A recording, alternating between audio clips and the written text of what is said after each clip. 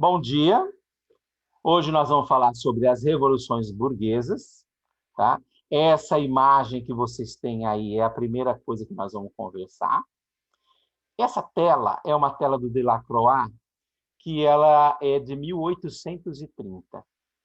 Ela foi feita na época em que estava acontecendo um importante acontecimento histórico da França, a chamada Revolução Liberal de 1830. Essa tela, ela é uma tela que corresponde a um período da arte chamado de romantismo, onde tenta mostrar um pouco essa coisa da paixão revolucionária, né? E essa tela, Liberdade Guiando o Povo, ela é uma tela enorme, está lá no Museu do Louvre, tá? E ela ficou muito conhecida porque ela foi associada muitas vezes com a Revolução Francesa, que é a chamada mãe das revoluções. Apesar disso, a tela não tem a ver com a Revolução Francesa. Quando vocês olham lá a cronologia do Delacroix, o que a gente percebe? Que ele nasceu no ano da Revolução, ó. Portanto, ele não acompanhou a Revolução Francesa.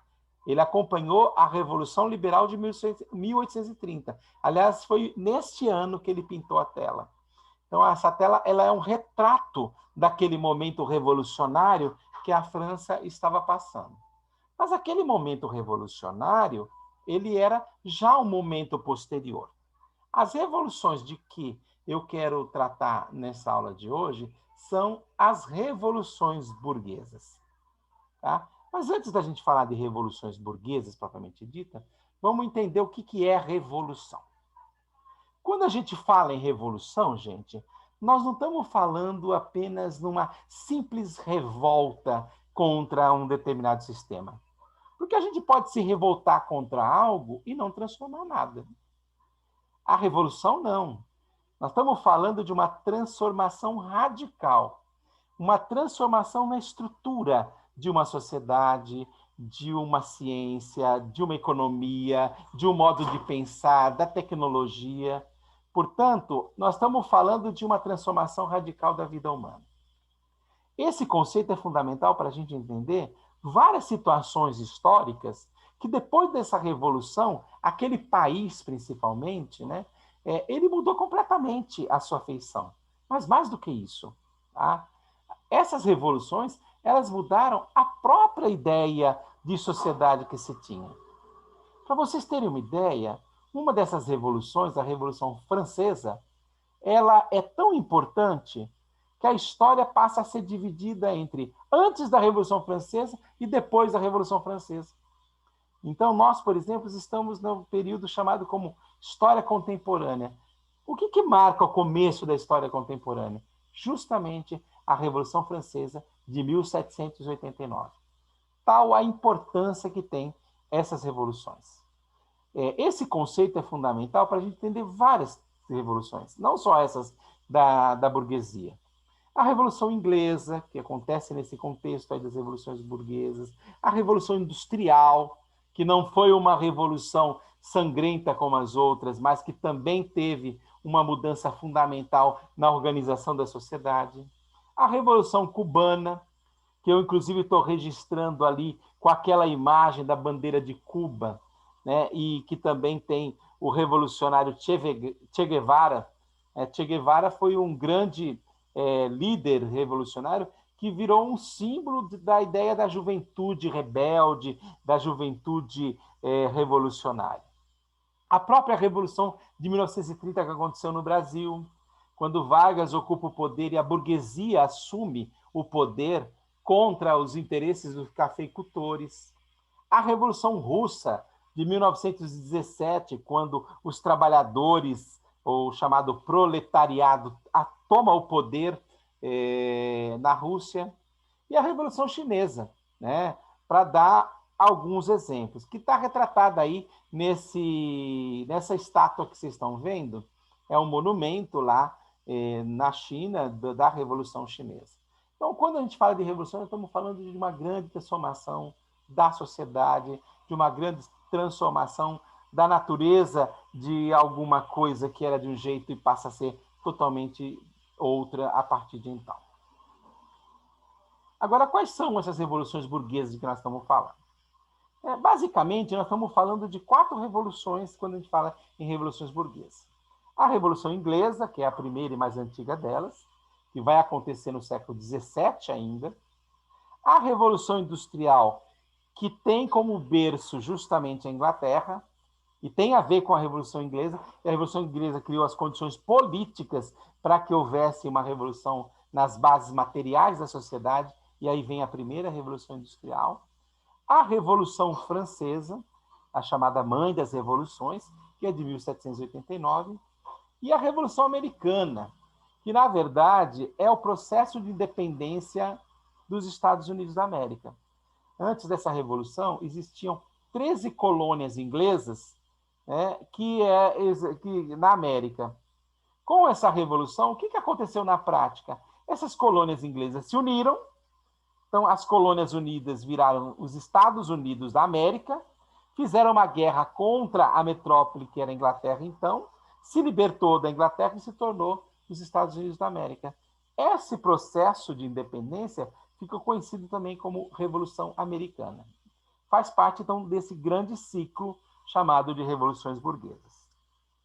Para entender um pouco mais esse período, eu vou passar aqui para vocês uma aula de um professor de cursinho que eu gostei bastante, achei bastante produtiva, em que ele fala principalmente da primeira revolução dessas aí, que é uma que, em linhas gerais, eu não vou dar tanta ênfase nas minhas aulas, não. Tá? Mas é importante conhecer, tá? Que é a Revolução Inglesa. Então, esse professor ele fala justamente, principalmente dessas revoluções, mas em particular da Revolução Inglesa. Vamos ver o que foi essa Revolução Inglesa e também outras que ele vai comentar.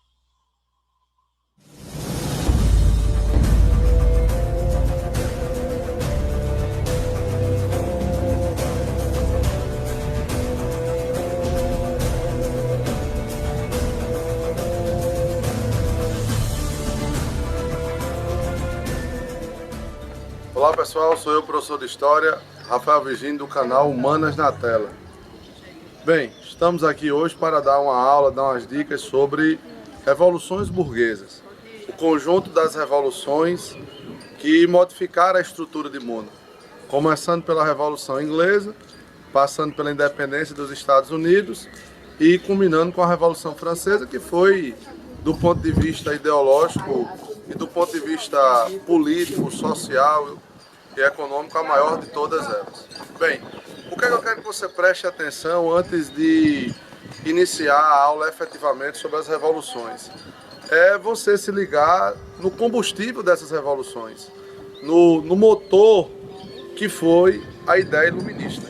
Né? Os teóricos iluministas influenciaram por demais esse processo revolucionário. E aí eu quero que você preste atenção em um chamado de John Locke, né? Inglês, grande influenciador do processo revolucionário da Revolução Inglesa e da independência dos Estados Unidos. Eu queria que você parasse para prestar atenção e, se possível, anotasse aí 2 conceitos importantes dele. O primeiro, chamado direito de rebelião.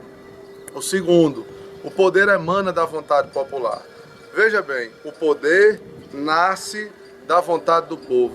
O que é que Locke está querendo dizer aí? Por trás disso tem o quê? Crítica ao absolutismo. O absolutismo é um sistema de governo onde o rei governa e ninguém pode contestar, onde não há contestação de poder. Esse tipo de governo já estava arcaico, ultrapassado, já estava começando a se solidificar a passagem de alguém que é súdito para alguém que quer ser cidadão. Aquele que é súdito não tem direito, aquele que é cidadão passa a ter estabelecido seus direitos e os seus deveres. Pois bem, quando Locke diz o poder nasce da vontade do povo, ele quer dizer, não somos obrigados a aceitar o governo dos reis. É uma palavrinha chamada de legitimidade. A legitimidade do poder no absolutismo não existe, porque não foi o povo que o escolheu. Se não foi o povo, a população não é obrigada a aceitá-lo. Então, esse é um conceito. Segundo conceito, direito de rebelião. Todas as vezes que o Estado, que o governo desrespeitar os meus direitos, a população tem o dever, a população pode se rebelar contra o governo. Pois bem, essa teoria de Locke foi a grande influenciadora da primeira revolução burguesa da história, a Revolução Inglesa, que culminou em 1689. Mas eu peço para que você preste atenção que quando você abre lá seu livro de história, quando você faz uma pesquisa na internet, o que é que você percebe? Revoluções inglesas, porque você teve a Revolução Puritana e você teve a Revolução Gloriosa. Revolução Puritana, puritanismo, religião identificadora da classe burguesa. Tomaram o poder, enforcaram Carlos, o rei. Oliver Cromwell governou. O governo de Cromwell, a República Puritana, acabou não prosperando, não dando certo politicamente, porque do ponto de vista econômico foi um sucesso. A Inglaterra toma a vanguarda aí do poder marítimo, das grandes navegações desse período, do grande comércio marítimo, passa a ser a Inglaterra. Politicamente foi um desastre, né? Todas aquelas teorias iluministas, principalmente a teoria de Locke, nada disso foi implantado. Resultado disso, depois que Cromwell saiu, assumiu o seu filho, Ricardo Cromwell, mas logo em seguida a Inglaterra volta aos reis, que é o que você chama de restauração monárquica. Entre a Revolução Puritana e a Revolução Gloriosa, acontece a volta dos reis, onde você tem os governos de Carlos e o governo de Jaime.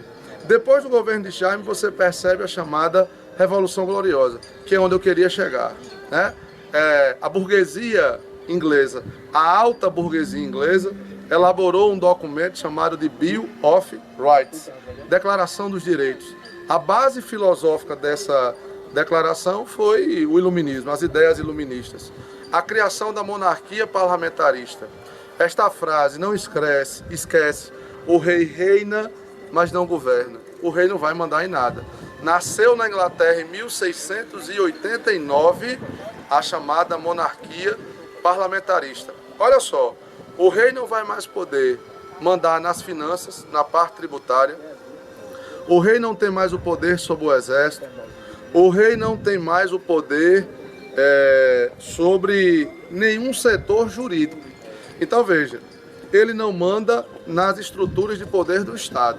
Ele perdeu o poder e esse poder passou para as mãos do parlamento, que era monopolizado, mandado pela alta burguesia inglesa. Então veja, quando você abre um livro de história, quando um professor de história seu começa a aula dizendo que a Inglaterra foi a pioneira na Revolução Industrial, isso não foi à toa, porque desde 1689 a alta burguesia inglesa tomou o poder e estruturou a Inglaterra para governar para benefício próprio da alta burguesia.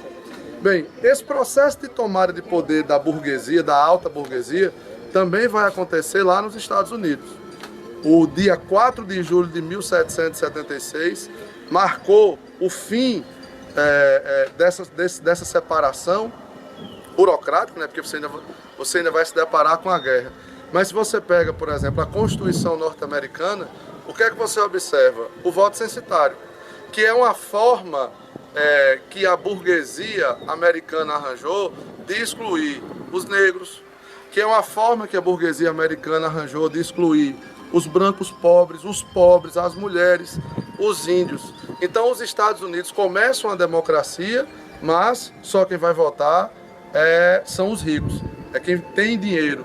Ou seja, aquela estrutura legislativa, a estrutura judiciária e a estrutura executiva é toda mandada pela alta burguesia norte-americana.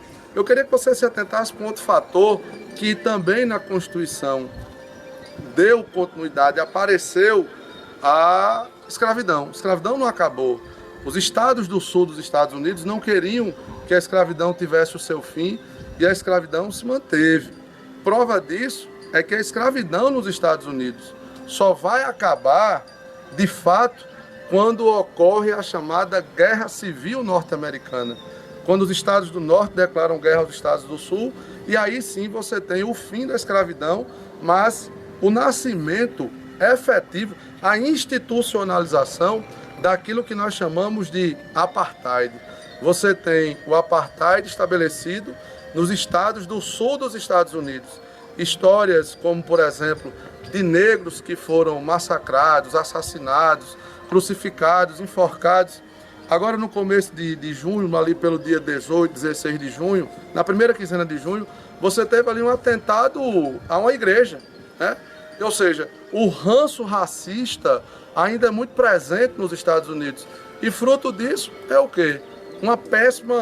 Um péssimo início de República Norte-Americana lá no seu processo de independência.